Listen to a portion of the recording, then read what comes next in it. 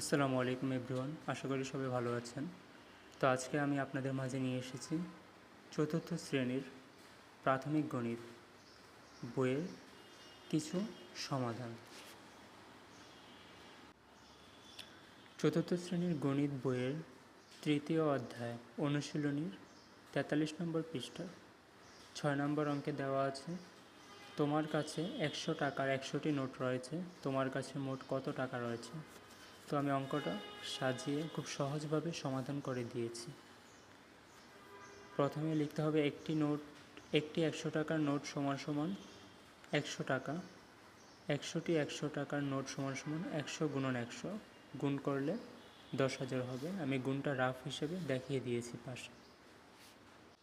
তারপর 7 নম্বর অঙ্কে দেওয়া আছে 37টি বক্সের প্রতিটিতে 500টি করে ক্রিকেট ম্যাচের টিকিট রয়েছে, বাক্সগুলোতে মোট কতটি টিকিট রয়েছে।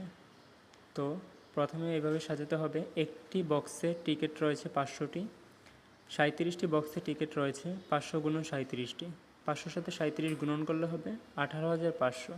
তো আমি এই গুণটা রাফ করে পাশে দেখিয়ে দিয়েছি খুব সহজভাবে।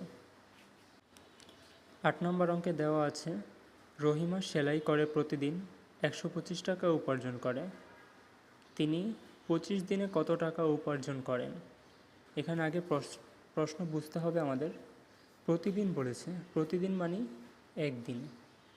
তো আমরা অঙ্ক সাজাবো এভাবে, একদিনে উপার্জন করেন 125 টাকা, 25 দিনে উপার্জন করেন 125 গুণন 25 টাকা।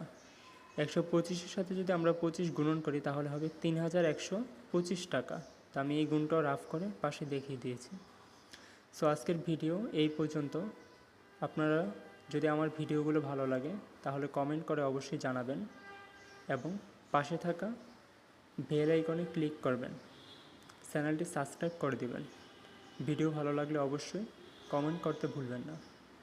সবাই ভালো থাকবেন। আল্লাহ হাফিজ। আসসালামু আলাইকুম।